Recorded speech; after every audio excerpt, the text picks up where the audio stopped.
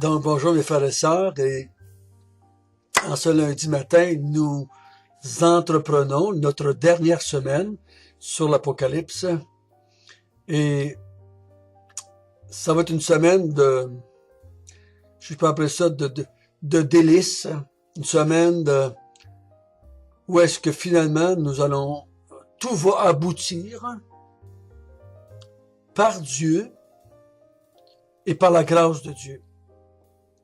Et pour Dieu, car toutes choses ont été faites par lui et pour lui. Notre bon Père du ciel, nous sommes dans la joie en lisant ces deux derniers chapitres 21-22 de voir que finalement tu vas recevoir l'honneur, la louange, l'adoration qui t'est due de toute éternité. Finalement, les anges et les hommes vont t'adorer parfaitement. Et tu seras glorifié. Guide-nous à travers ces deux chapitres, non pas regarder qu'est-ce qui nous attend dans le ciel, mais qu'est-ce qui t'attend toi lorsque nous serons dans le ciel avec toi. Bénis ce temps de méditation au nom de Jésus. Amen. Les deux derniers chapitres ont le même but que les 20 premiers, produire la persévérance chez les saints, dans l'Église, et produire la repentance dans l'Église pour ceux qui sont là que de nom. Et aussi d'emmener le monde entier à adorer le seul vrai Dieu. Donc nous avons vu depuis le chapitre 8 la colère qui augmentait. On l'a vu s'accomplir totalement. On a vu la destruction du monde tel qu'il existait. Ensuite, on a vu la mise en enfer, premièrement des deux bêtes. Ensuite ça, Satan le dragon. Et ensuite ça, tous les hommes et les femmes qui n'ont pas servi Dieu, qui n'ont pas adoré Dieu, qui ont pris la marque de la bête. Et on a fini avec le grand jugement du trône blanc où chacun a reçu selon ses œuvres.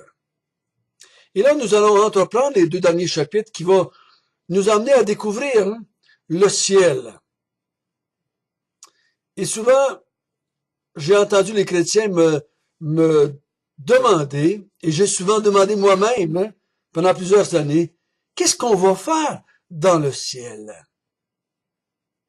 Encore une fois, malheureusement, on se préoccupe de nous. Qu'est-ce que je vais faire dans le ciel? Au lieu de poser la question, qu'est-ce qui va arriver à Dieu? Qu'est-ce que Dieu va recevoir, lui, dans le ciel, de la part de sa création? Je crois que la question serait plus juste, plus biblique, plus théologiquement correcte si on posait la question comme cela. Donc, nous allons commencer le chapitre 21 en lisant, si vous voulez bien, à partir du verset 1. Puis je vis un nouveau ciel et une nouvelle terre, car le premier ciel et la première terre avaient disparu, et la mer n'était plus. Et je vis descendre du ciel d'auprès de Dieu la ville sainte, la nouvelle Jérusalem, préparée comme une épouse qui s'est parée pour son époux. J'ai entendu du trône une forte voix qui disait, « Voici le tabernacle de Dieu avec les hommes. Il habitera avec eux, ils seront son peuple, et Dieu lui-même sera avec eux. Il essuiera toute larme de leurs yeux, et la mort ne sera plus.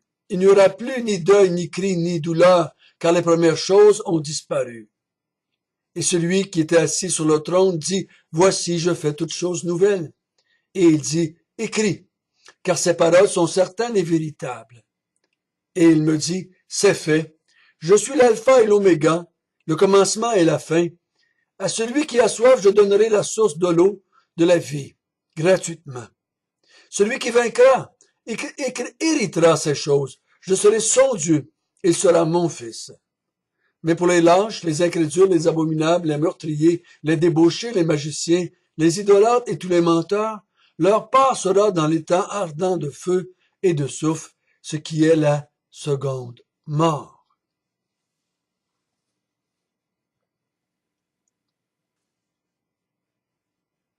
Donc, ce que Jésus dit ici à Jean, au verset 5, c'est je dirais, le centre de ce texte. Voici, je fais toutes choses nouvelles. Tout va être nouveau. Tout l'ancien monde va avoir disparu. On avait vu ça au chapitre 20, que Jean avait vu disparaître la terre et les cieux. Et là, tout va être nouveau.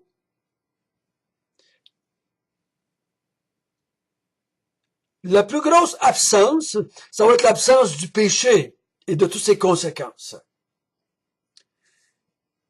Vu que tout ce qui était mal, ou tout ce qui était mal, autant le péché que les êtres qui ont commis le péché sont disparus, sont partis en enfer.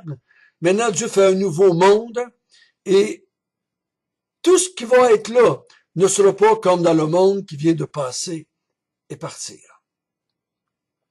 Donc, regardons quelles sont ces nouvelles choses qu'il va avoir fait. Puis je vis un nouveau ciel et une nouvelle terre. Donc Dieu avait fait disparaître l'ancienne terre, l'ancien ciel, l'ancien univers, parce que par le ciel, on parle d'étoiles, de planètes, on parle de galaxies, tout a disparu. Et Dieu fait un nouveau ciel et une nouvelle terre. Souvent, les gens vont demander pourquoi Dieu avait besoin de faire un nouveau ciel, une nouvelle terre. Tout simplement parce que la Bible nous dit que Dieu a maudit la terre après le péché d'Adam et Ève. On se souvient dans Romains 8 que la terre et les cieux soupiraient, eux autres aussi après la délivrance du péché. Donc, Dieu va faire un nouveau ciel, une nouvelle terre. Où est-ce qu'on va habiter? Pourquoi on a besoin de cela? Parce qu'on avait été créés, nous les êtres humains, pour vivre sur la terre. Et Dieu va nous avoir ressuscités, donc on va avoir encore un corps régénéré, nouveau, mais un corps tout de même. Donc, ce qui est temporel, ce qui est physique, ce qui est matériel, a besoin d'un monde matériel pour vivre. Dieu va en faire un nouveau. La deuxième chose qu'il va faire nouvelle, il dit au verset 2, « Et je vis descendre du ciel auprès de Dieu la ville sainte, la nouvelle Jérusalem, préparée comme une épouse. » Donc, Jérusalem va être nouvelle. L'ancienne Jérusalem va être passée, va être disparue. Et ça va être une nouvelle Jérusalem. Est-ce qu'on nous parle littéralement d'une ville? Possible. Possible. Ou parle-t-il des personnes dans la nouvelle Jérusalem?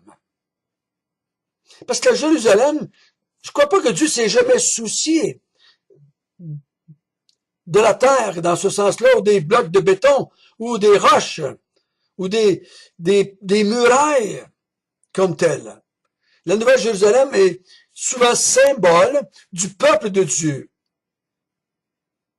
On va voir demain la nouvelle Jérusalem. Et la nouvelle Jérusalem était souvent l'équivalent du peuple de Dieu. Parce que c'est là qu'était son temple, c'est là qu'était l'arche de l'Alliance, sa présence, et le peuple de Dieu vivait là. Donc Jérusalem va être nouvelle.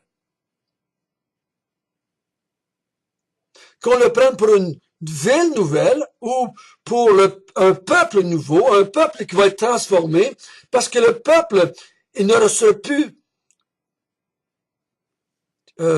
esclave ou assujetti au péché.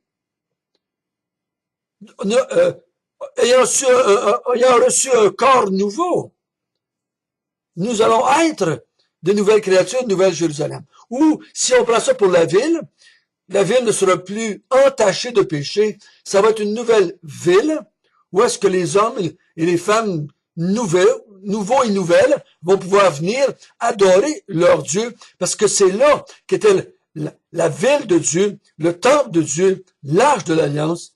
Donc, tout ça va être nouveau.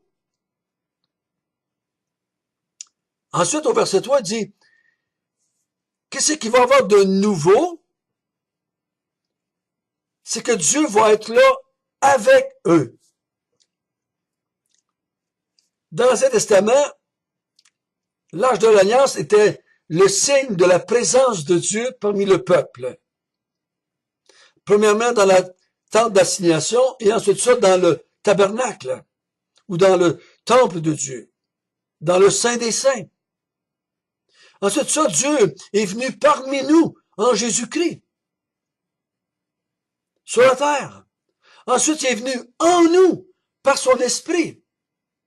Et là, toute chose va être de fait nouvelle, parce que maintenant Dieu va habiter avec les hommes.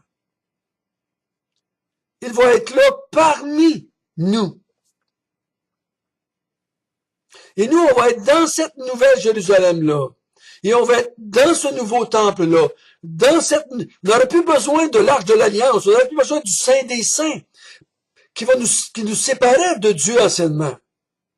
Mais maintenant, ça va être Dieu là, visible aux nouvelles créatures qu'on va être. Il va habiter avec nous. Il n'y aura plus rien entre lui et nous. Il n'y aura plus de voile entre lui et nous. Il n'y aura plus de mur. Nous allons être avec lui. Et nous allons être son peuple dans ce nouveau Jérusalem, dans ce nouveau monde qu'il va avoir créé.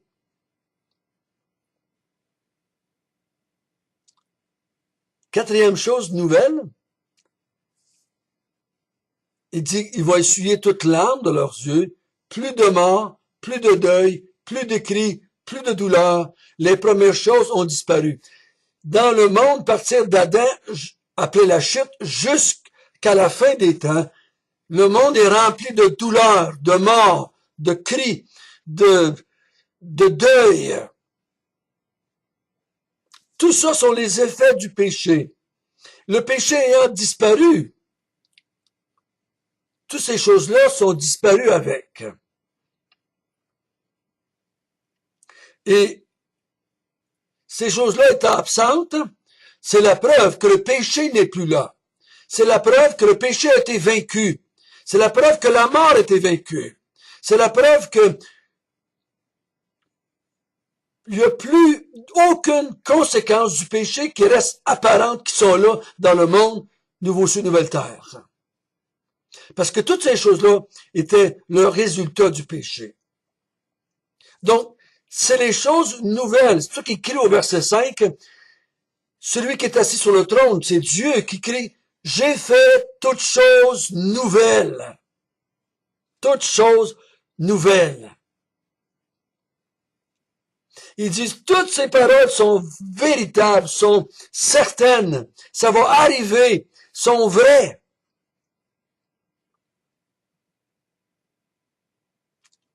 Un monde nouveau. Une relation parfaite avec Dieu. Il n'y aura plus rien qui va nous cacher la présence de Dieu. Il n'y aura plus rien qui va diminuer sa gloire. Et nous allons le contempler parfaitement. Paul il disait qu'on voyait Dieu comme à travers un miroir, ou qui est encore voilé par un voile taché de sang. Maintenant, il n'y aura plus aucun obstacle entre nous et lui. Et nous allons le contempler face à face parfaitement. Donc, nous allons le louer parfaitement. Nous allons le servir parfaitement. Nous allons l'adorer parfaitement. Nous allons chanter ses louanges parfaitement. Parce que c'est le péché qui rendait toutes ces choses imparfaites. Maintenant, le péché n'est plus.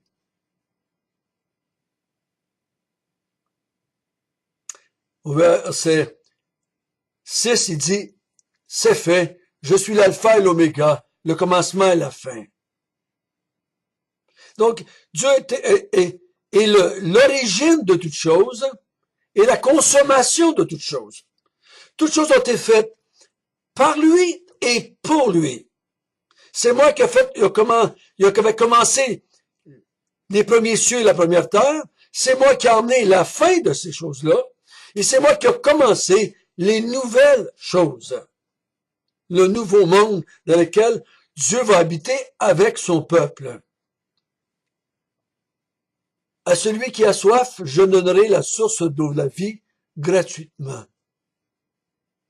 Donc, on va vivre éternellement avec lui. C'est lui qui va être la source de notre vie pendant toute l'éternité. Nous allons encore dépendre de lui. C'est lui qui va encore nous abreuver de cette eau éternelle-là, de cette eau de vie éternelle-là. Qui va jouir de tout cela? Au verset 7, ceux qui vont vaincre vont hériter de ces choses. Je serai leur Dieu et il sera mon fils. Donc, qui vont hériter de toutes ces choses nouvelles-là? C'est ceux qui vont vaincre. On a vu dans les 7 églises, à celui qui vaincra, à celui qui vaincra, à celui qui vaincra. Ceux qui vont vaincre, c'est ceux qui vont garder la vérité. C'est ceux qui persévèrent dans l'amour de Jésus, qui persévèrent jusqu'à la mort s'il le faut, qui gardent l'évangile tel que transmis par les apôtres, qui achètent de lui de l'or pur, qui ont acheté de lui un collier pour laver leurs yeux, qui ont lavé leur robe dans le sang de l'agneau, ceux qui vont rejeter la marque de la bête. Ceux-là qui vont vaincre le diable, le dragon, la première bête, la deuxième bête, le faux prophète, qui vont vaincre le monde en Jésus et par Jésus, c'est eux autres qui vont hériter de ce nouveau monde que Dieu va créer. Nouveau sur nouvelle terre, nouvelle Jérusalem, nouvelle façon de vivre, nouvelle joie, nouveau bonheur, nouvelle adoration, nouvelle louange. C'est ceux-là qui vont recevoir ce ciel et cette terre et cette présence de Dieu. Au verset 8, les lâches, les incrédules, les abominables, les meurtriers, les débauchés, les magiciens, les idolâtres et tous les menteurs, eux autres, ça va être l'enfer, la seconde mort, le feu, le souffle.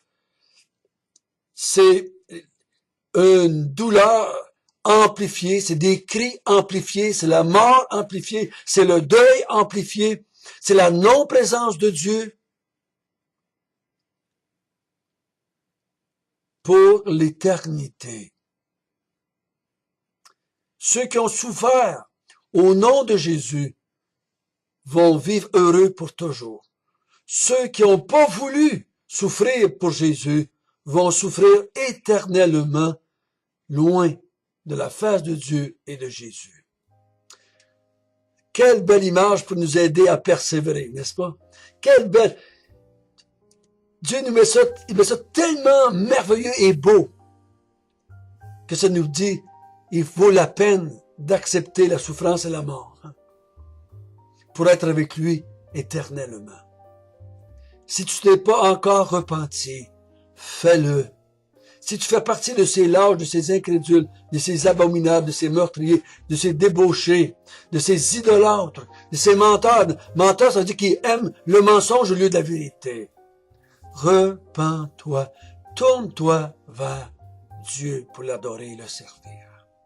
Notre Père du ciel, merci de nous avoir donné un aperçu de ce qui va être les nouveaux cieux et nouvelles terres. Comment est-ce que nous allons être avec toi et nous allons t'aimer et te servir pour toujours. Gloire soit à toi au siècle des siècles. Amen.